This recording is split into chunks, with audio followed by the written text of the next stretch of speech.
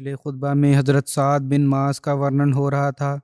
غزوہ احزاب اور حضرت سعد بن معاذ کا ورنن کرتے ہوئے سیرت خاتم النبیین میں حضرت مرزا بشیر احمد صاحب نے یہ لکھا ہے کہ اس لڑائی میں مسلمانوں کا جانی نقصان ادھک نہیں ہوا، ارتھات کیول 5-6 ویکتی شہید ہوئے، پرنتو قبیلہ اوس کے بڑے دھنی سعد بن معاذ کو ایسا گھاتک زخم آیا کہ وہ انتتہ اس سے بچ نہ سکے، اور یہ نقصان مسلمانوں کے لیے ایک پورا نہ ہونے یوگیہ نقصان تھا۔ کفار کے لشکر میں سے کیول 3 آدمی قتل ہوئے، لیکن اس جنگ میں قریش کو کچھ ایسا دھکا لگا کہ اس کے بعد ان کو پھر کبھی مسلمانوں کے ورد اس طرح گٹ بنا کر نکلنے یا مدینہ پر آکرمن کرنے کی ہمت نہیں ہوئی، اور آن حضرت صلی اللہ علیہ وسلم کی پیش گوئی کا ایک ایک شبد پورا ہوا، جیسا کہ پچھلے خطبہ میں ورنن ہو چکا ہے۔ آپ نے فرمایا تھا کہ آگے سے کفار کو ہمت نہیں ہوگی ہم پر حملہ کریں۔ حضرت سعد بن معاذ کو غزوہ خندق کے اوسر پر کلائی میں زخم آیا، اس سے آپ کی شہادت ہوئی۔ حضرت عائشہ ورنن کرتی ہیں کہ میں غزوہ خندق کے روز نکلی اور لوگوں کے قدموں کے نشان پر چل رہی تھی کہ میں نے پیچھے سے آہٹ سنی۔ میں نے پیچھے مڑ کر دیکھا تو حضرت سعد بن معاذ اپنے بھتیجے حارث بن اوس کے ساتھ ڈھال لیے ہوئے تھے۔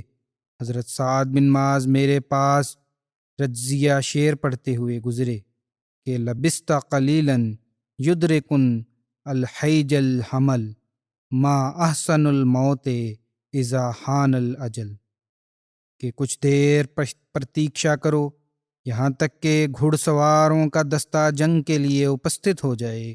موت کیا ہی اچھی ہوتی ہے جب نردھارت سمے آ گیا ہو۔ حضرت عائشہ فرماتی ہیں کہ حضرت سعد بن معاذ کے بدن پر ایک کوچ تھا جس سے آپ کے دونوں کنارے باہر نکلے تھے، ارتھات جسم بھاری ہونے کی وجہ سے چوڑا ہونے کے کارن اس سے باہر نکل رہا تھا۔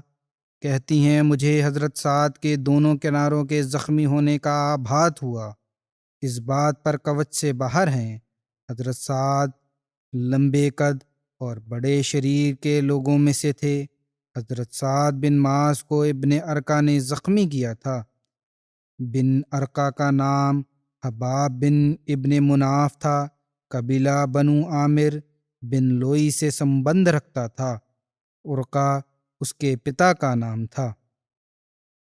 حضرت جابر سے روایت ہے، وہ کہتے ہیں کہ حضرت سعد بن معاذ کے بازو کی رگ میں تیر لگا تو رسول اللہ صلی اللہ علیہ وسلم نے اپنے ہاتھ سے تیر کے پھل کو نکال کر پھل سے اس کو پھر بعد میں کاٹ کر جلا دیا۔ اس زخم کو کاٹ کر جلا دیا، پھر وہ سوج گیا۔ آپ نے اس کو پنہ کاٹ کر پنہ جلا دیا۔ جو زخم لگا تھا تیر کے پھل سے اس کو کاٹا اور پھر جلا دیا۔ حضرت عائشہ فرماتے ہیں کہ مشرکین میں سے ایک ویکتی ابن ارقا حضرت سعد بن معاذ کو تیر مار رہا تھا۔ اس نے ایک تیر مارتے ہوئے کہا، یہ لو میں ابن ارقا ہوں۔ وہ تیر حضرت سعد کے بازو کی نس میں لگا۔ زخمی ہونے پر حضرت سعد نے اللہ تعالیٰ سے پرارتھنا کی کہ اے اللہ مجھے اس وقت تک مرتیو نہ دینا جب تک کہ تو بنو قریظہ سے میری تسلی نہ کرا لے۔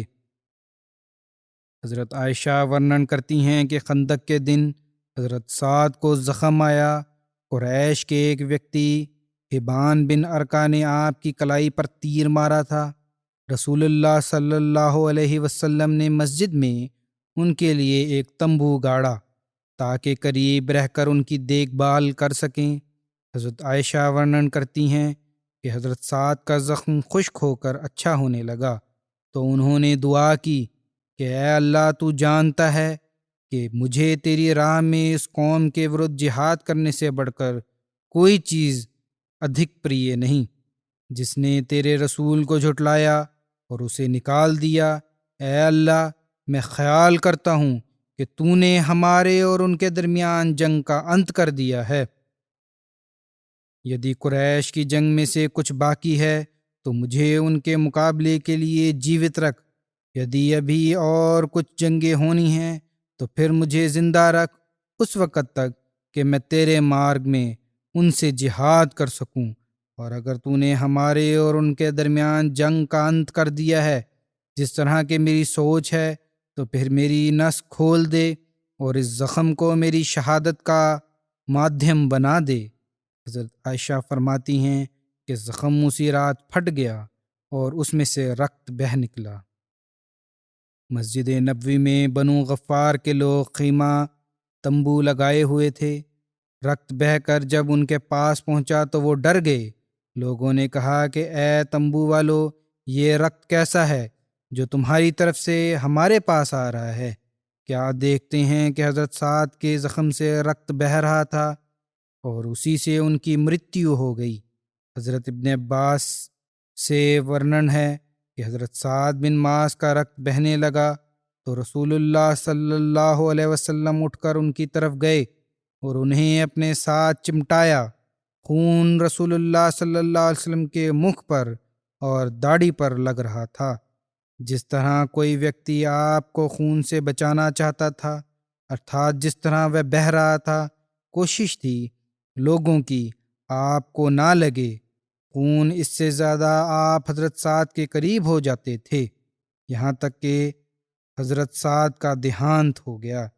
ایک اور روایت میں ہے کہ جب حضرت سعد بن معاذ کا زخم پھٹ گیا اور نبی کریم صلی اللہ علیہ وسلم کو گیات ہوا تو آپ ان کے پاس تشریف لائے، ان کا سر اپنی گود میں رکھا اور انہیں سفید چادر سے ڈھانپ دیا۔ پھر رسول اللہ صلی اللہ علیہ وسلم نے دعا کی کہ اے اللہ، سعد نے تیرے مارگ میں جہاد کیا، تیرے رسول کو سویکار کیا اور جو اس کے ذمہ تھا اسے ادا کر دیا، پس تو اس کی روح کو اس خیر کے ساتھ سویکار فرما جس کے ساتھ تو کسی روح کو سویکار کرتا ہے۔ جب حضرت سعد میں کچھ تھوڑی سی ہوش تھی، حضرت سعد نے رسول اللہ صلی اللہ علیہ وسلم کے شبد سنے، مرتیو کے نکٹ تھے۔ اس وقت تو انہوں نے اپنی آنکھیں کھولی اور کہا، یا رسول اللہ صلی اللہ علیہ وسلم، آپ پر سلام ہو، میں گواہی دیتا ہوں کہ آپ اللہ کے رسول ہیں۔ جب سعد کے گھر والوں نے دیکھا کہ حضرت صلی اللہ علیہ وسلم نے حضرت سعد کا سر اپنی گود میں رکھا ہوا ہے تو وہ ڈر گئے۔ جب رسول اللہ صلی اللہ علیہ وسلم اس بات کا ورنن کیا گیا، اس طرح ان کے گھر والے ڈر گئے تھے کہ سعد کے گھر والے آپ کی گود میں اس کا سر دیکھ کر ڈر گئے تھے، تو رسول اللہ صلی اللہ علیہ وسلم نے فرمایا، میں اللہ سے اس بات کی پرارتھنا کرتا ہوں جس قدر تم لوگ اس وقت گھر میں موجود ہو، اتنی ہی زیادہ تعداد میں فرشتے حضرت سعد کی مرتیو کے وقت اپستت ہوں۔ آپ نے یہ پرارتھنا کی۔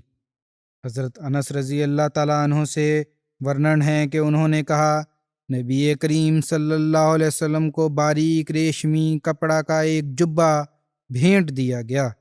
آپ ریشمی کپڑا پہننے سے منع فرمایا کرتے تھے۔ وہ کپڑا دیکھ کر لوگوں کو آشچर्य ہوا۔ آپ صلی اللہ علیہ وسلم نے فرمایا، اس ذات کی قسم جس کے ہاتھ میں محمد کی جان ہے، سعد بن معاذ کے رومال جنت میں اس سے زیادہ خوبصورت ہوں گے۔ یہ بخاری کی حدیث ہے۔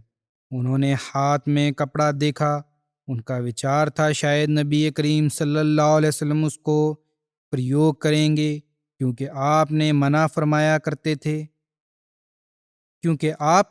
فرمایا کرتے تھے، لیکن بہرحال آپ نے اس کو دیکھ کر یہ ادھارن دی کہ تم اس سے حیران ہو رہے ہو بلکہ چنتا کر رہے ہو۔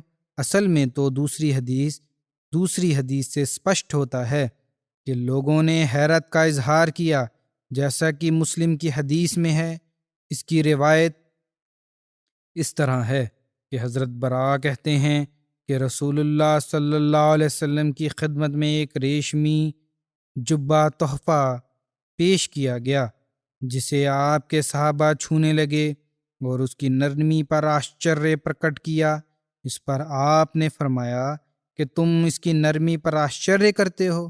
یقیناً جنت میں سعد بن معاذ کے رومال اس سے زیادہ بہتر اور زیادہ نرم ہیں۔ حضرت جابر رضی اللہ تعالیٰ عنہ سے روایت ہے کہ میں نے نبی کریم صلی اللہ علیہ وسلم سے سنا، آپ فرماتے تھے، سعد بن معاذ کی مرتیو پر عرش کانپ گیا۔ یہ بخاری کی روایت ہے اور مسلم میں ہے۔ اس طرح کہ حضرت انس بن مالک نے ورنن کیا کہ اللہ کے نبی صلی اللہ علیہ وسلم نے جبکہ حضرت سعد کا جنازہ رکھا ہوا تھا فرمایا کہ اس کی وجہ رحمان کا عرش لرز اٹھا۔ ان باتوں کا وستار اور تھوڑا سا وضاحت حضرت مرزا بشیر احمد صاحب نے اس پرکار فرمایا ہے۔ آپ لکھتے ہیں کہ حضرت سعد بن معاذ رئیس قبیلہ اوس کی کلائی میں زخم غزوہ خندق کے افسر پر آیا تھا، اور اترکت بہت علاج اور چکتسا کے اچھا ہونے میں نہیں آتا تھا، اور بڑھ کر پھر کھل جاتا تھا، چونکہ وہ ایک بہت مخلص صحابی تھے اور حضرت صلی اللہ علیہ وسلم کو ان کی دیکھ بھال کا وشیش خیال تھا۔ اس لیے آپ نے غزوہ خندق کی واپسی پر ان کے سمبندھ میں آدیش دیا کہ انہیں مسجد کے صحن میں ایک تمبو میں رکھا جائے تاکہ آپ آسانی سے ان کی دیکھ بھال فرما سکیں۔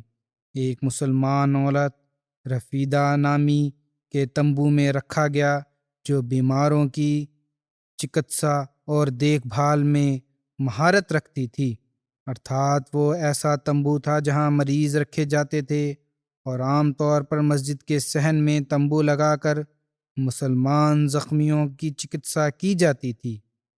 اترکت اس کے غیر معمولی توجہ کے ساتھ کی حالت پرتی دن ٹھیک نہ ہوئی، اور اسی دوران میں بنو قریظہ کی گھٹنا پیش آئی جس کی وجہ سے سعد کو غیر معمولی تکلیف اور پریشانی اٹھانی پڑی اور ان کی کمزوری بہت بڑھ گئی۔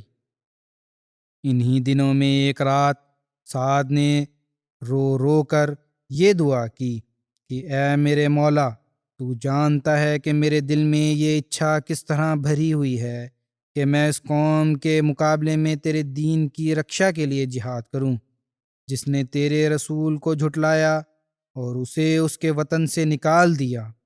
اے میرے آقا، میرے خیال میں اب ہمارا اور قریش کے درمیان لڑائی کا انت ہو چکا ہے، لیکن اگر تیرے علم میں کوئی جنگ ابھی باقی ہے تو مجھے اتنا سمے دے کہ میں تیرے راستے میں ان کے ساتھ جہاد کروں، لیکن یدی ان کے ساتھ ہماری جنگ کا انت ہو چکا ہے تو مجھے اب زندگی کی اچھا نہیں، مجھے اس شہادت کی موت مرنے دے۔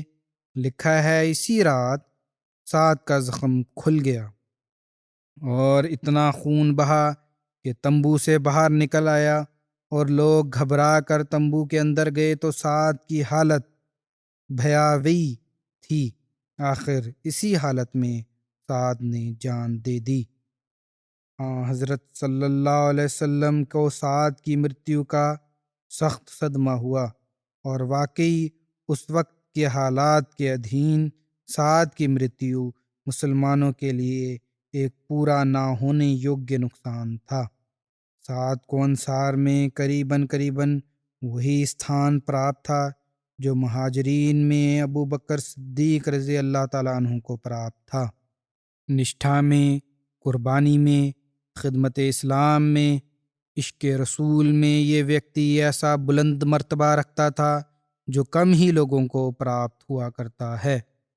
اس کی ہر حرکت و سکون سے یہ ظاہر ہوتا تھا کہ اسلام اور اسلام کے سنستھاپک کے پریم اور اس کی روح کی آہار ہے، اور اسی کارن اس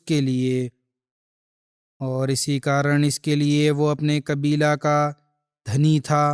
اس کا آچرن انصار میں ایک اتیدھک پربھاوی اثر رکھتا تھا۔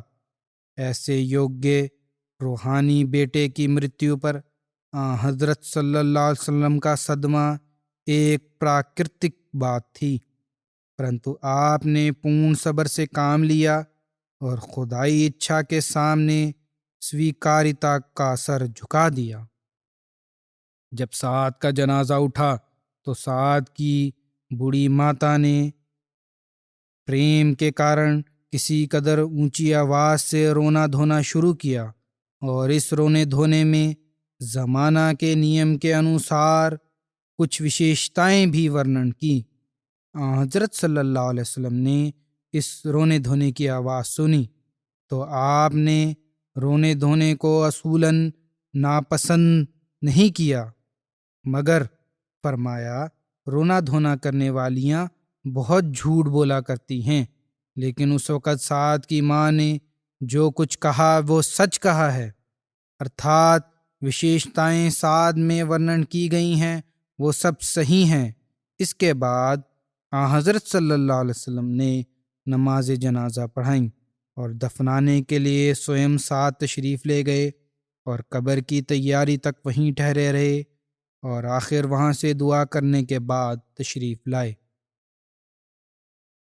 شاید اسی دوران میں کسی افسر پر آپ نے فرمایا، اہتز عرش الرحمن لموت سعد، یعنی سعد کی موت پر خدائے رحمان کا عرش جھومنے لگ گیا ہے۔ باقی انہوں نے کہا ہے کہ لرز اٹھا ہے یا کانپ اٹھا ہے۔ آپ نے فرمایا کہ جھومنے لگ گیا، ارتھات عالم آخرت میں خدا کی رحمت نے خوشی کے ساتھ سعد کی روح کا سواگت کیا۔ عرش کے جھومنے سے یہ ارتھ ہے، ایک عرصہ کے بعد جب آپ کو کسی جگہ سے کچھ ریشمی وستویں بھیٹ آئیں تو کچھ صحابہ نے انہیں دیکھ کر ان کی نرمی اور ملائمت کا بڑا آشچریہ کے ساتھ ورنن کیا اور اسے ایک بیش قیمتی وستو جانا، تو آپ صلی اللہ علیہ وسلم نے فرمایا کہ کیا تم اس کی نرمی پر آشچریہ کرتے ہو؟ خدا کی قسم، جنت میں سعد کی چادریں ان سے بہت زیادہ نرم اور بہت زیادہ اچھی ہیں۔ آدھی احادیث میں جو ذکر ہوئی ہے، پہلے بخاری اور مسلم کی، وہاں رومال کا ورنن ہے۔ حضرت مرزا بشیر احمد صاحب نے یہاں چادریں اس کا ترجمہ کیا ہے۔ بہرحال کپڑے کو بھی کہتے ہیں، جو لفظ پریوگ ہوا ہے عربی کا، اس کے لحاظ سے۔ حضرت سعد کی ماتا آپ کے غم میں روتے ہوئے یہ شعر پڑھ رہی تھی، ویل ام سعد سعد براۃ وجدا بعد ایاد لہ ومجدا مقدما صدا بہی مصدا۔ سعد کو سعد کی جدائی پر افسوس ہے، جو بدھمتا بہادری کی ادھارن تھا، جو بہادری اور شرافت کا مجسمہ تھا۔ اس موسم کی شریشتا کے کیا کہنے، جو سب کمیاں پوری کرنے والا سردار تھا۔ اس پر رسول اللہ صلی اللہ علیہ وسلم نے فرمایا، کل بواکی یکذبن الا سعد، کہ کسی کے مرنے پر ہر رونے والی جھوٹ بولتی ہے، اناوشک بڑھا چڑھا کر باتیں بتاتی ہیں سعد کی ماتا کے اترکت۔ طبقات الکبریٰ کا یہ حوالہ ہے۔ حضرت سعد بھاری بھرکم آدمی تھے۔ جب ان کا جنازہ اٹھایا گیا، ہم نے کسی آدمی کا جنازہ اتنا ہلکا نہیں دیکھا جتنا سعد کا تھا۔ اب یہ کہتے جاتے تھے کہ ایسا ان کے بنو قریظہ کے سمبندھ میں فیصلے کی وجہ سے ہوا، ارتھات ان کو نکاراتمک رنگ دینا چاہتے تھے۔ رسول اللہ صلی اللہ علیہ وسلم کو جب اس کے بارے میں سوچت کیا گیا تو آپ نے فرمایا کہ اس ذات کی قسم جس کے قبضہ قدرت میں میری جان ہے، سعد کا جنازہ جو تمہیں ہلکا لگ رہا ہے، اس لیے کہ سعد کا جنازہ فرشتے اٹھائے ہوئے ہیں۔ ایک دوسری روایت کے انوسار حضرت صلی اللہ علیہ وسلم نے فرمایا کہ 70,000 فرشتے سعد بن معاذ کے جنازے پر حاضر ہیں، جو آج سے قبل کبھی زمین پر نہیں اترے۔ حضرت عائشہ سے ورنن ہے کہ میں نے رسول اللہ صلی اللہ علیہ وسلم کو حضرت سعد بن معاذ کے جنازے کے آگے آگے چلتے ہوئے دیکھا۔ حضرت ابو سعید خدری ورنن کرتے ہیں کہ میں ان لوگوں میں شامل تھا جنہوں نے جنت البقیع میں حضرت سعد بن معاذ کی قبر کھودی تھی۔ جب ہم مٹی کا کوئی حصہ کھودتے تو کستوری کی خوشبو آتی، یہاں تک کہ ہم قبر تک پہنچ گئے۔ جب ہم قبر کھود چکے تو رسول اللہ صلی اللہ علیہ وسلم پدھارے۔ حضرت سعد کا جنازہ قبر کے پاس رکھا گیا، پھر آپ صلی اللہ علیہ وسلم نے نماز جنازہ پڑھائی۔ ورنن کرتے ہیں راوی کہ میں نے اتنی کثرت سے آدمی دیکھے جنہوں نے جنت البقیع کو بھر دیا تھا۔ عبد الرحمن بن جابر اپنے پتا سے روایت کرتے ہیں کہ جب حضرت سعد کی قبر تیار ہو چکی تو 4 لوگ حارث بن اوس، اسید بن حضیر، ابو نائلہ، سلطان بن سلامہ اور سلمہ بن سلامہ بن وخش حضرت سعد کی قبر پر اترے۔ رسول اللہ صلی اللہ علیہ وسلم حضرت سعد کے قدموں کی طرف کھڑے تھے۔ حضرت سعد کو قبر میں اتار دیا گیا تو آپ صلی اللہ علیہ وسلم کے مکھ کا رنگ بدل گیا۔ آپ نے 3 بار سبحان اللہ کہا۔ آپ کے ساتھ سمست صحابی نے بھی 3 مرتبہ سبحان اللہ کہا، یہاں تک کہ جنت البقیع گونج اٹھی۔ پھر رسول اللہ صلی اللہ علیہ وسلم نے 3 مرتبہ اللہ اکبر کہا۔ آپ کے ساتھ سمست صحابہ نے بھی اللہ اکبر کہا، یہاں تک کہ جنت البقیع اللہ اکبر سے گونج اٹھی، اور رسول اللہ صلی اللہ علیہ وسلم نے کہا کہ یا رسول اللہ، کہ رسول اللہ صلی اللہ علیہ وسلم سے کہا گیا کہ یا رسول اللہ، ہم نے آپ کے مکھ کی تبدیلی دیکھی۔ آپ نے 3 مرتبہ سبحان اللہ کہا، اس کا کیا کارن ہے؟ آپ نے فرمایا کہ سعد کی قبر پر تنگی ہوئی اور انہیں دبا دیا گیا۔ اگر اس سے کسی کو نجات ہوتی تو سعد کو ضرور ہوتی، اس لیے اللہ تعالیٰ نے ان کے لیے اسے کھلا کر دیا۔ مصور بن رفاع کرزی بیان ورنن کرتے ہیں کہ حضرت سعد بن معاذ کی ماتا انہیں قبر میں اتارنے کے لیے آئیں تو لوگوں نے انہیں واپس بھیج دیا۔ رسول اللہ صلی اللہ علیہ وسلم نے فرمایا انہیں چھوڑ دو، وہ آئیں، اور قبل اس کے کہ ان کی قبر پر اینٹ اور مٹی ڈالی جاتی، انہوں نے حضرت سعد کو قبر میں دیکھا اور کہا مجھے یقین ہے کہ تم اللہ کے پاس ہو۔ رسول اللہ صلی اللہ علیہ وسلم نے حضرت سعد کی قبر پر ان کی ماتا کا افسوس کیا اور ایک کنارے پر بیٹھ گئے۔ مسلمانوں نے قبر پر مٹی ڈال کر اسے برابر کر دیا اور اس پر پانی چھڑک دیا تو رسول اللہ صلی اللہ علیہ وسلم قبر کے پاس پدھارے، کچھ دیر وہاں ٹھہرے اور دعا کی اور واپس تشریف لے گئے۔ حضرت عائشہ سے ورنن ہے کہ رسول اللہ صلی اللہ علیہ وسلم اور آپ کے 2 ساتھیوں حضرت ابو بکر اور حضرت عمر کے بعد مسلمانوں پر کسی کی جدائی کا اتنا دکھ نہ تھا جتنا حضرت سعد بن معاذ کی۔ حضرت سعد بن معاذ کی آیو وفات کے سمے 37 ورش کی تھی۔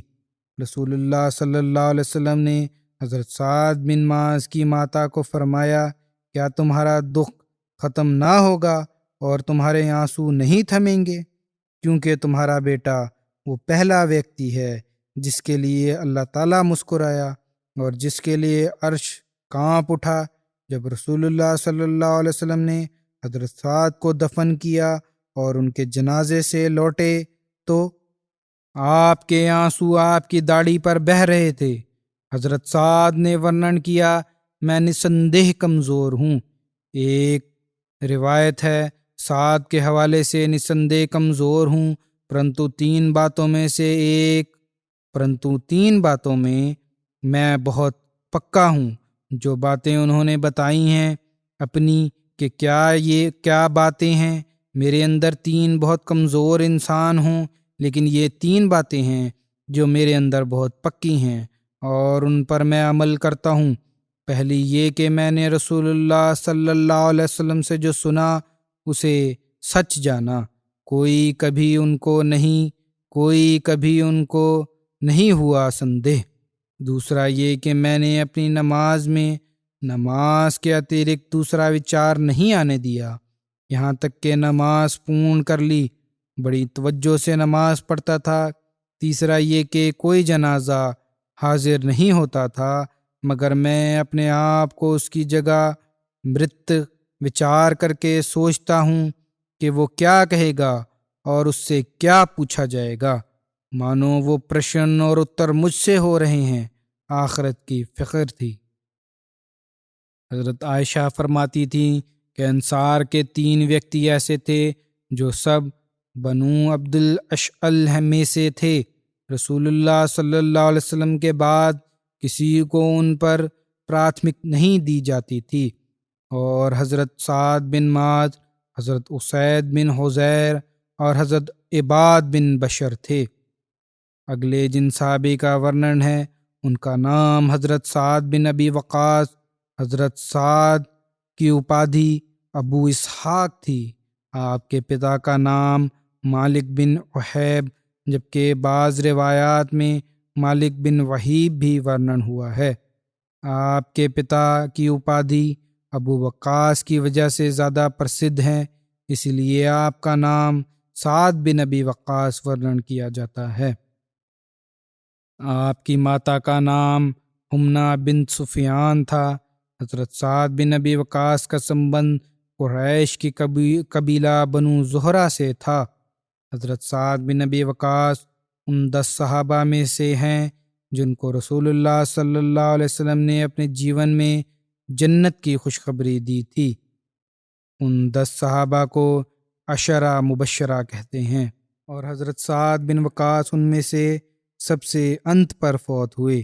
یہ سمست اصحاب مہاجرین میں سے تھے، ارتھات عشرہ مبشرہ، اور رسول اللہ صلی اللہ علیہ وسلم اپنے دیہانت کے وقت ان سے راضی تھے۔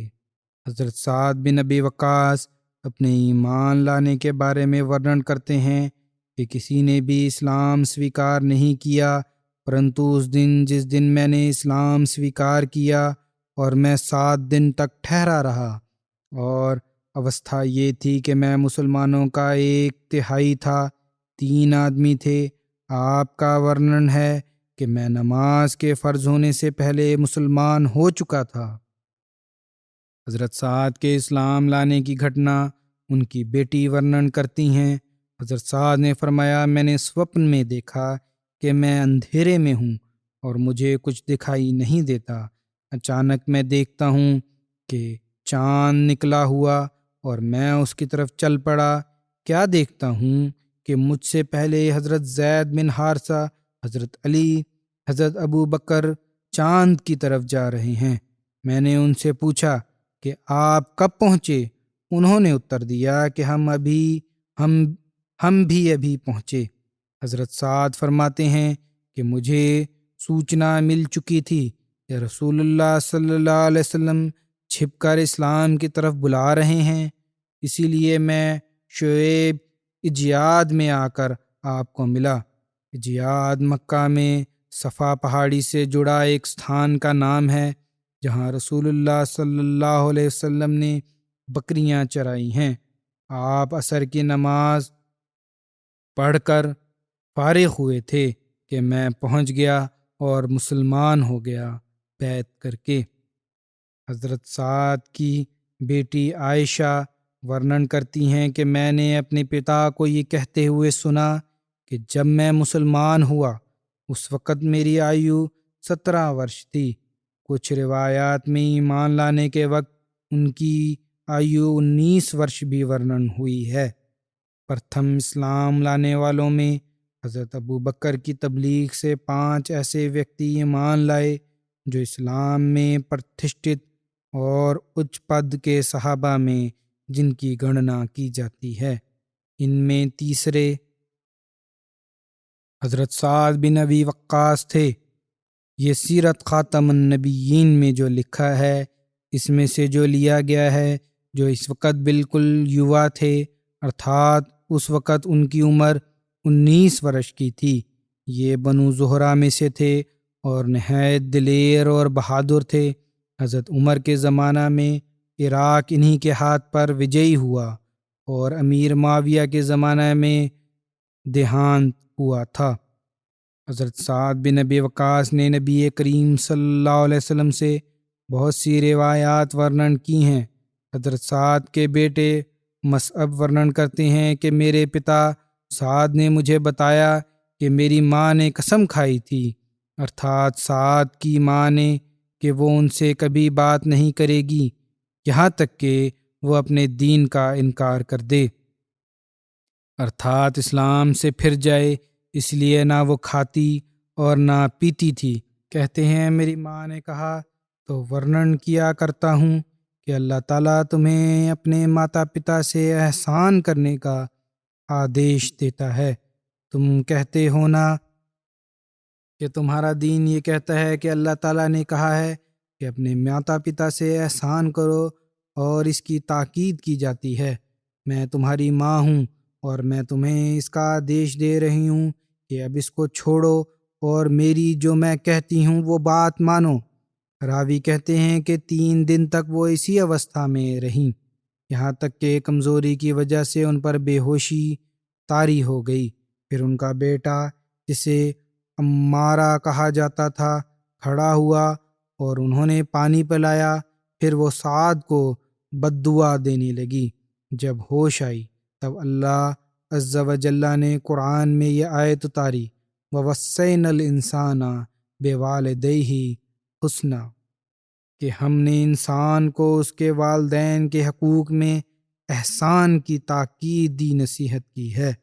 وَوَصَّيْنَا الْإِنسَانَ بِوَالِدَيْهِ حُسْنًا، یہ عنکبوت کی آیت ہے۔ اور پھر سورہ لقمان میں یہ ہے، وَإِن جَاهَدَكَ عَلَىٰ أَن تُشْرِكَ بِي، اگر وہ دونوں تجھ سے جھگڑا کریں کہ تو میرا سمروپ ٹھہرا تو اطاعت نہ کر۔ وَإِن جَاهَدَكَ عَلَىٰ أَن تُشْرِكَ بِي، کہ یدی وہ کہیں کہ تو میرا شریک ٹھہرا، سمروپ ٹھہرا، پھر ان کی اطاعت نہیں کرنی۔ اور اس میں پھر یہ بھی آیا آگے کہ وَصَاحِبُهُمَا فِي الدُّنْيَا مَعْرُوفًا، دونوں کے ساتھ دنیا میں دستور کے انوسار مترتا رکھو، ان سے سمبند رکھو، ان سے نیکی کرو۔ یہ یدی جھگڑا شرک کے بارے میں کرنا ہے تو پھر بات نہیں ماننی۔ یہ وورناتمک بات جو ہے پوری اسی طرح آگے چلتی ہے مضمون کے، اور لیکن جو دنیاوی معاملات ہیں ان میں مترتا جاری رکھو۔ وَصَاحِبُهُمَا فِي الدُّنْيَا مَعْرُوفًا، ان سے تعلق رکھو، ان سے نیکی کرو۔ حضرت سعد بن ابی وقاص ورنن کرتے ہیں کہ میں نے اپنی ماتا کے ساتھ بہت پیار کرتا تھا۔ پہلی روایت مسلم میں تھی، آگے پھر سیرت میں لکھا ہے کہ ایک حوالے سے کہ حضرت سعد بن وقاص ورنن کرتے ہیں کہ میں اپنی ماتا کے ساتھ بہت پیار کرتا تھا، مگر جب میں نے اسلام سویکار کیا تو انہوں نے کہا کہ ایسا یہ کون سا دین تو نے دھارن کر لیا ہے، یا تو اس نئے دین کو چھوڑ دے یا میں کچھ نہ کھاؤں نہ پیوں گی یہاں تک کہ میں مر جاؤں گی۔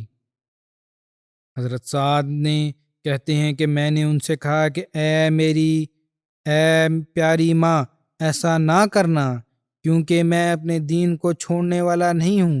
حضرت سعد ورنن کرتے ہیں کہ ایک دن اور ایک رات تک میری ماں نے کچھ نہ کھایا اور نہ پیا، اور ان کی حالت خراب ہونے لگی تو میں نے ان سے کہا کہ اللہ کی قسم، یدی تمہاری 1000 جانیں ہوں اور وہ ایک ایک کر کے نکلیں تب بھی میں کسی کی خاطر اپنے دین کو نہیں چھوڑوں گا۔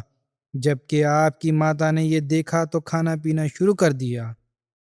اس افسر پر اللہ تعالیٰ نے یہ آیت نازل فرمائی کہ وَإِن جَاهَدَكَ عَلَىٰ أَن تُشْرِكَ بِي مَا لَيْسَ لَكَ بِهِ عِلْمٌ فَلَا تُطِعْهُمَا وَصَاحِبْهُمَا فِي الدُّنْيَا مَعْرُوفًا، ارتھات اگر وہ دونوں تجھ سے بحث کریں کہ تو کسی کو میرا سمروپ ٹھہرا جس کا تجھے کوئی علم نہیں، ما لیس لکا بہی علم، کوئی علم نہیں ہے، فلا تطعہما، تو ان دونوں کی بات مت ماننا، ہاں دنیاوی معاملات میں ان کے ساتھ نیکی کے سمبند قائم رکھو۔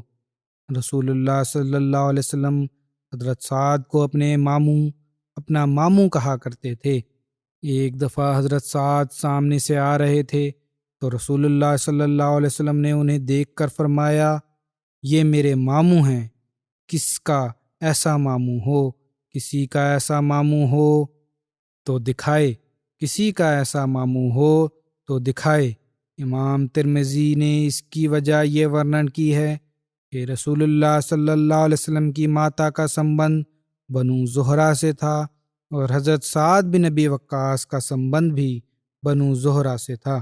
حضرت ابو ہریرہ سے روایت ہے کہ رسول اللہ صلی اللہ علیہ وسلم حرا پہاڑ پر تھے کہ وہ ہلنے لگا۔ اس پر رسول اللہ صلی اللہ علیہ وسلم نے فرمایا، اے حرا ٹھہر جا، کیونکہ تجھ پر نبی یا صدیق یا شہید کے تیرے کوئی نہیں ہے۔ اور اس پہاڑ پر اس وقت نبی کریم صلی اللہ علیہ وسلم تھے، حضرت ابو بکر، حضرت عمر، حضرت عثمان، حضرت علی، حضرت طلحہ بن عبید اللہ، حضرت زبیر بن عوام، حضرت سعد بن ابی وقاص تھے۔ مسلم کی روایت ہے یہ۔ اسلام کے آرمبھک دنوں میں جب مسلمان چھپ کر نمازیں پڑھا کرتے تھے تو ایک بار حضرت سعد مکہ کی ایک گھاٹی میں کچھ صحابہ کے ساتھ نماز پڑھ رہے تھے تو وہاں مشرکین آ پہنچے اور انہوں نے مسلمانوں کا مذاق اڑانا شروع کیا اور ان کے دین ارتھات اسلام میں برائیاں نکالنی شروع کیں، یہاں تک کہ لڑائی تک کی نوبت پہنچ گئی۔ حضرت سعد نے ایک مشرک کے سر پر اونٹ کی ہڈی اس زور سے ماری کہ اس کا سر پھٹ گیا، بس یہ پہلا خون تھا جو اسلام میں بہایا گیا تھا۔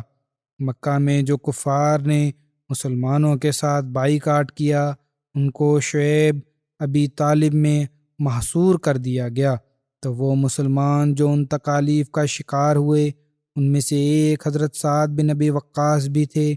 اس کا ذکر کرتے ہوئے سیرت خاتم النبیین میں حضرت صاحبزادہ مرزا بشیر احمد صاحب نے اس طرح لکھا ہے کہ جو مصائب اور سختیاں ان دنوں میں ان قیدیوں کو اٹھانی پڑیں ان کا حال پڑھ کر بدن کانپ جاتا ہے۔ صحابہ کا ورنن ہے بعض اوقات انہوں نے جانوروں کی طرح جنگلی درختوں کے پتے کھا کھا کر گزارا کیا۔ سعد بن ابی وقاص ورنن کرتے ہیں کہ ایک بار رات کے وقت ان کا پاؤں کسی ایسی چیز پر جا پڑا جو نرم معلوم ہوتی تھی، غالباً شاید کوئی کھجور کا کوئی ٹکڑا ہوگا۔ اس وقت ان کی بھوک کا یہ عالم تھا، یہ اوستھا رہی کہ انہوں نے ترنت اسے اٹھا کر نگل لیا، اور وہ ورنن کرتے ہیں کہ مجھے آج تک پتہ نہیں وہ کیا چیز تھی۔ ایک دوسرے افسر پر بھوک کی وجہ سے ان کا یہ حال تھا کہ انہیں ایک سوکھا ہوا چمڑا زمین پر پڑا ہوا مل گیا، تو اسی کو انہوں نے پانی میں نرم اور صاف کیا اور پھر بھون کر کھایا، اور 3 دن تک اسی پروکش کی دعوت پر سمے گزارا۔ جب اللہ تعالیٰ نے مسلمانوں کو ہجرت کا آدیش دیا تو حضرت سعد بھی مدینہ کی طرف ہجرت فرمائی اور وہاں اپنے مشرک بھائی عتبہ بن ابی وقاص کے وہاں قیام کیا۔ عتبہ سے مکہ میں ایک خون ہو گیا تھا، جس کی وجہ سے وہ مدینہ میں آ کر آباد ہو گیا تھا۔ حضرت سعد پرتھم ہجرت کرنے والوں میں سے تھے۔ آپ رسول اللہ صلی اللہ علیہ وسلم کی مدینہ آمد سے پہلے مدینہ ہجرت کر آ گئے تھے۔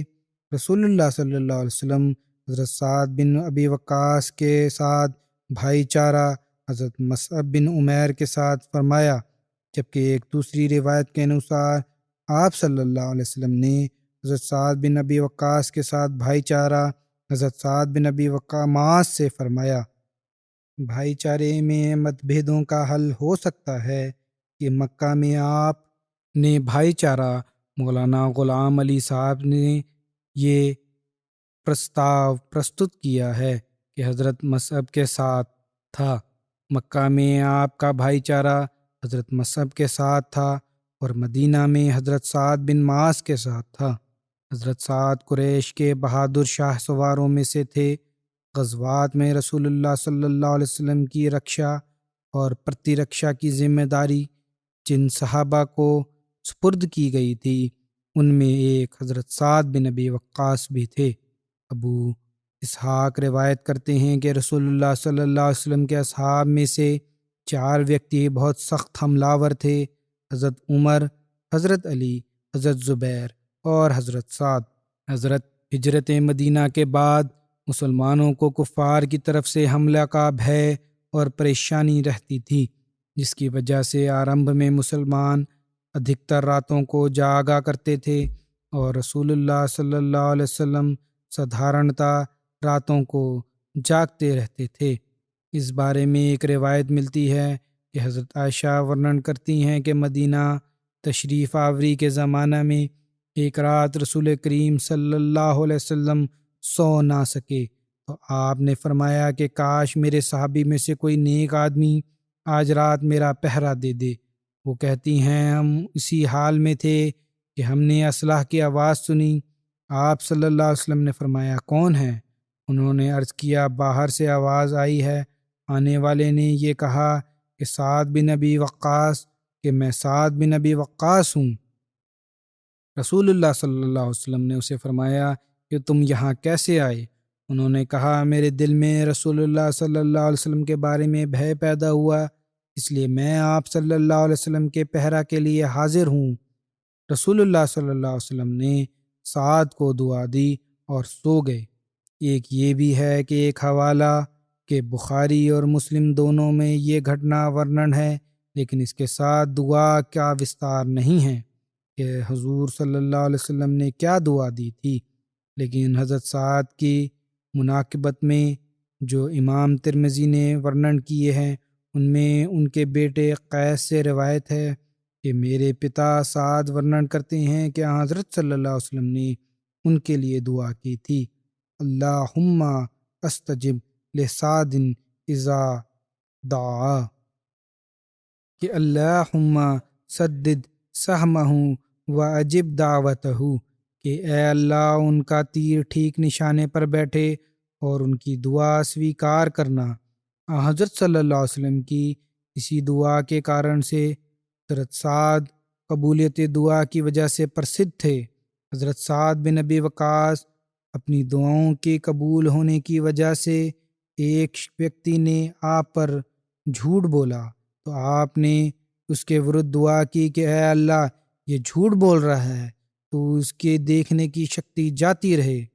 اے اللہ یہ جھوٹ بول رہا ہے، اس کی وجہ سے اس کے دیکھنے کی شکتی جاتی رہے اور اس کی عمر لمبی ہو اور اس پریشانی میں گرست رہے۔ بس اس ویکتی پر سمست وستویں پہنچیں۔ ایک روایت میں آتا ہے کہ قیس بن ابی حازم ورنن کرتے ہیں کہ ایک بار میں مدینہ کے بازار میں جا رہا تھا کہ میں حجار الزید مقام پر پہنچا تو میں نے دیکھا کہ لوگوں کا ایک ہجوم بھیڑ ایک ویکتی کے پاس موجود تھی جو سواری پر بیٹھا تھا اور حضرت علی کو گالیاں نکال رہا تھا۔ اتنے میں حضرت سعد بن ابی وقاص وہاں آئے اور ان میں کھڑے ہو گئے اور ان سے پوچھا کہ کیا ہوا ہے؟ لوگوں نے اتر دیا کہ یہ آدمی حضرت علی کو گالیاں دے رہا ہے۔ حضرت سعد آگے بڑھے تو لوگوں نے انہیں راستہ دیا، یہاں تک کہ آپ اس کے سامنے جا کھڑے ہوئے اور پوچھا اے ویکتی تو کیوں حضرت علی کو گالیاں دے رہا ہے؟ کیا وہ سب سے پہلے اسلام نہیں لائے تھے؟ کیا وہ پہلے شخص نہیں تھے جنہوں نے رسول اللہ صلی اللہ علیہ وسلم کے ساتھ نماز پڑھی؟ کیا وہ لوگوں میں سے ادھک سیمی نہیں ہے؟ کیا وہ لوگوں میں سے ادھک علم والے انسان نہیں ہیں؟ تتھا حضرت سعد ورنن کرتے ہیں یہاں تک کہ انہوں نے فرمایا کہ یا رسول اللہ صلی اللہ علیہ وسلم ان سے اپنی پتری بیاہ کر ان کو اپنی دامادی کا شرف نہیں بخشا تھا؟ کیا وہ رسول اللہ صلی اللہ علیہ وسلم کے ساتھ غزوات میں جھنڈا اٹھانے والے نہیں تھے؟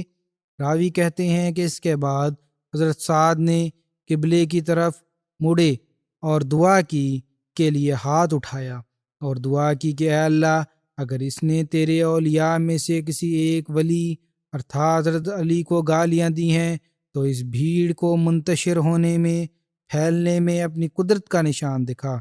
راوی مستدرک کا یہ ہے حوالہ، راوی قیس کہتے ہیں کہ اللہ کی قسم ابھی ہم وہاں سے منتشر نہیں ہوئے تھے کہ اس ویکتی کی سواری نے اسے نیچے گرا دیا اور اس کے سر کو اپنے پیروں سے پتھر پر مار کر جس سے اس کا سر پھٹ گیا، وہ مر گیا۔ حضرت سعد نے جس طرح نبی کریم صلی اللہ علیہ وسلم کی ہجرت مدینہ کے ترنت بعد رات کو رکشا کی تھی، ان کا اسی طرح ایک اور غزوہ خندق کے افسر پر بھی تاریخ میں نظر آتا ہے۔ اس کا ورنن کرتے ہوئے حضرت مسلم موعود رضی اللہ تعالیٰ عنہ ورنن فرماتے ہیں کہ حضرت عائشہ فرماتی ہیں کہ آپ پہرا دیتے ہوئے تھک جاتے، ارتھات آپ صلی اللہ علیہ وسلم جس طرح باقی پہرے دے رہے ہوتے، صحابہ آپ بھی صحابہ کے ساتھ پہرا دیتے اور سردی سے نڈھال ہو جاتے، تب واپس آ کر تھوڑی دیر میرے ساتھ چادر میں لیٹ جاتے، مگر جسم کے گرم ہوتے ہی پھر اس چادر کی حفاظت کے لیے، پھر اس شقاف کی حفاظت کے لیے چلے جاتے۔ اسی طرح نرنتر جاگنے سے آپ ایک دن بالکل نڈھال ہو گئے اور رات کے وقت فرمایا، کاش اس وقت کوئی مخلص مسلمان ہوتا تو میں آرام سے سو جاتا۔ اتنے میں باہر سے سعد بن ابی وقاص کی آواز آئی۔ آپ نے پوچھا، کیوں آئے ہو؟ انہوں نے فرمایا، آپ کا پہرا دینے آیا ہوں۔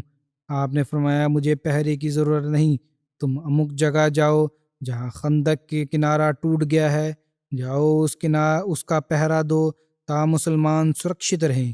اس لیے سعد اس جگہ پہرا دینے چلے گئے اور آپ صلی اللہ علیہ وسلم پھر کچھ دیر کے لیے سو گئے۔ اب باقی حضرت سعد بن وقاص کا باقی ذکر انشاءاللہ آگے ہوگا۔ اس وقت آج میں 2-3 جنازے پڑھاؤں گا، غائب جن کا ذکر کروں گا۔ پہلا ذکر ہے مکرم ماسٹر عبدالسمیع خان صاحب کاٹھ گڑی کا، جو 6 جولائی کو ربوہ میں وفات پا گئے تھے۔ انا للہ و انا الیہ راجعون۔ 1937 عیسوی میں قادیان میں پیدا ہوئے۔ ان کے پتا عبدالرحیم صاحب کاٹھ گڑی سلسلہ کے پرانے خدمت گزاروں میں سے تھے۔ آپ کے دادا حضرت چودھری عبدالسلام خان صاحب کاٹھ گڑی حضرت مسیح موعود علیہ السلام کے ہاتھ پر بیعت کر کے دادا نے 1903 میں حضرت مسیح موعود علیہ السلام کی بیعت کی سعادت پائی۔ ہاتھ پہ بیعت کر کے آپ صحابی تھے۔ آرمبک تعلیم تو پرائمری میں ماسٹر سمیع صاحب کی قادیان میں ہی ہوئی، پھر پارٹیشن ہو گئی تو میٹرک ربوہ آ کر کی۔ آپ کے بچوں میں ایک بیٹا اور ایک بیٹی ہے۔ ان کی پتنی 3-4 سال پہلے فوت ہو گئی تھیں۔ 1960 میں BSc کرنے کے بعد اسی ورش عارضی استطاعت کے تحت تعلیم الاسلام اسکول میں پڑھانا شروع کیا، پھر 1962 میں B.Ed کی اور ادھیاپک کے طور پر نردھارت ہوئے۔ 1969 میں پنجاب یونیورسٹی لاہور سے M.Ed کیا تو سینئر ادھیاپک بن گئے۔ پھر 1972 میں تعلیم الاسلام ہائی اسکول ربوہ کے ہیڈ ماسٹر نردھارت ہوئے۔ پھر اسکول نیشنلائز ہو گیا۔ پھر 1970 میں آپ کا تبادلہ، کیونکہ وہ نیشنل اسکول تھا تو گورنمنٹ نے اپنے کسی دوسرے اسکول میں کر دیا باہر، اور ان کا پھر مختلف اسکولوں پہ یہ پڑھاتے رہے۔ 2005 سے 2009 تک زعیم انصار اللہ اور 2013 سے 16 تک صدر کے طور پر دارالرحمت شرقی ربوہ میں خدمت کرنے کی توفیق ملی۔ میرے بھی ادھیاپک تھے، اسکول میں بڑے اچھے ڈھنگ میں پڑھایا کرتے تھے، چہرے پر سدا نرمی تھی اور سمجھاتے بھی بڑے اچھے ڈھنگ سے تھے۔ اللہ تعالیٰ ان سے مغفرت اور رحمت کا وہوار فرمائے اور ان کے درجات بلند فرمائے اور ان کی اولاد کو بھی ہمیشہ جماعت اور خلافت سے وابستہ رکھے۔ دوسرا جنازہ ہے مکرم سید مجیب اللہ صادق صاحب کا، جو 28 مئی کو 83 ورش کی آیو میں وفات پا گئے۔ انا للہ و انا الیہ راجعون۔ آپ مکرم سید صادق علی صاحب اور سیدہ سلمہ بیگم صاحبہ پتری سید محبوب عالم بہاری صاحب کے بیٹے تھے۔ قادیان کی مقدس بستی میں آپ نے آنکھ کھولی۔ قادیان کی پوتر ماحول میں بڑھے۔ آپ کے پتا سید صادق علی صاحب آف سہارنپور نے حضرت خلیفۃ المسیح اول کے ہاتھ پر بیعت کی۔ آپ کے نانا سید محبوب عالم صاحب بہار ہی میں پارٹیشن کے وقت 19 ستمبر 1947 کو قادیان میں کسی ورودھی کی گولی کا نشانہ بن کر شہید ہوئے۔ اس طرح آپ کے نانا کے بھائی سید محبوب عالم صاحب ایڈیٹر تھے صدر انجمن احمدیہ کے، اور ان کو یہ بھی سمان تھا کہ انہوں نے بہار سے پیدل چل کے قادیان پہنچے اور بیعت کی تھی۔ آپ کو حلقہ ارسفیلڈ بطور یہاں UK میں تھے، ارسفیلڈ میں بطور صدر جماعت خدمت کی توفیق بھی ملی۔ پھر بعد از ریٹائرمنٹ محترم امیر صاحب UK کی طرف سے کے دفتر سے سیوک کے طور پر 16 برس تک کارکن کے طور پر خدمت بجا لاتے رہے۔ بڑی پرسنتا کے ساتھ اپنی ڈیوٹی دیا کرتے تھے۔ ہمیشہ مکھ پر ان کے نرمی رہتی تھی، مزاح کی طبیعت تھی، کام پوری توجہ سے کرتے، کہیں کبھی بوجھ نہیں لیتے، اسی طرح کہ دوسرے کو پریشان نہیں کرتے تھے۔ کوشش یہ ہوتی تھی کہ زیادہ سے زیادہ کام دوسرے کا بھی سوئم کر لیں۔ ان کی شادی شریمتی عائشہ صادق صاحبہ پتری بابو محمد عالم صاحب ریٹائرڈ اسٹیشن ماسٹر سے ہوئی۔ ربوہ میں تھے۔ 1968 میں ان کی پتنی کو بھی ربوہ میں لجنا کے وبھن وبھاگوں میں کام کرنے کی توفیق ملی۔ ان کے 2 بیٹے بیٹیاں ڈاکٹر کلیم اللہ صادق صاحب تو MTA میں کافی رضاکارانہ خدمت کرتے ہیں۔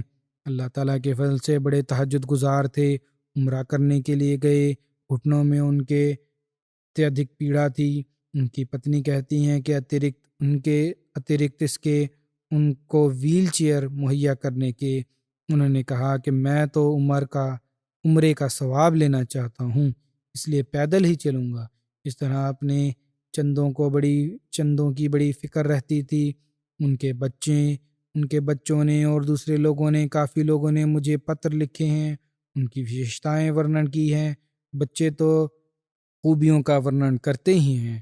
ان کے بچے جس طرح ماشاء اللہ جماعت کے ساتھ جڑے ہوئے ہیں، اس سے ظاہر ہے کہ انہوں نے خلافت اور جماعت کے ساتھ محبت بچوں کے دلوں میں پیدا کی ہے اور اعلیٰ رنگ میں تربیت کی ہے۔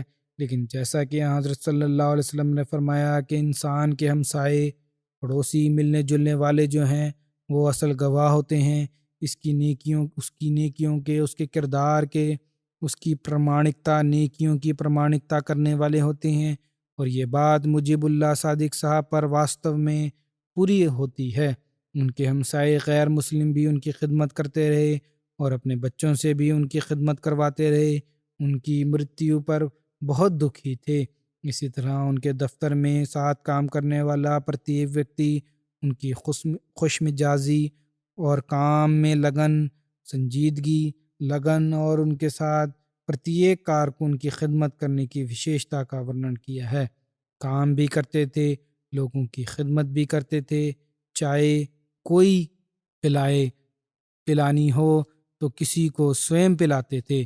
میں جب اسلام آباد منتقل ہوا پچھلے ورش، تو ان کو جو فکر تھی جس کا انہوں نے مجھے ملاقات میں اظہار کیا وہ یہ تھی کہ اب ہم ہر ہفتے آپ کے پیچھے جمعہ کیسے پڑھیں گے۔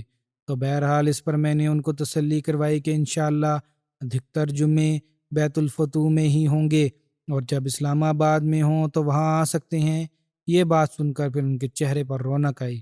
اس لیے انہوں نے اپنے بچوں کو مسجد کے قریب رکھنے کے لیے خلیفۃ المسیح رابع کی ہجرت کے بعد مسجد فضل کے قریب گھر لیا اور روزانہ 1 گھنٹہ دور کام پر جاتے تھے تاکہ بچے اٹیچ رہیں مسجد کے ساتھ۔ اور یہی فکر ان کو اب بھی تھی کہ دور جانے کی وجہ سے جمعہ کس طرح پڑھا جائے گا۔ تو بہرحال انتہائی مخلص اور نیک انسان تھے۔ بڑی وفا کے ساتھ انہوں نے اپنا جیون گزارا اور یہ وفا اپنے بچوں میں پیدا کرنے کی کوشش کی۔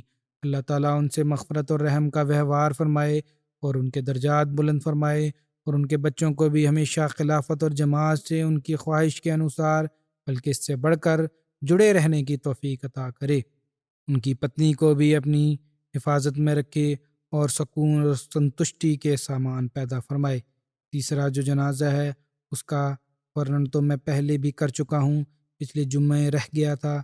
ہمارے پرانے کارکن اللہ کے لیے کاراگار میں رہنے والے رانا نعیم الدین صاحب مرحوم کا، ان کا بھی جنازہ ان جنازوں میں انشاءاللہ جو ادا کروں گا جمعہ کے بعد ان میں شامل ہوگا۔ اللہ تعالیٰ ان سب کے ساتھ مغفرت اور رحم کا سلوک فرمائے۔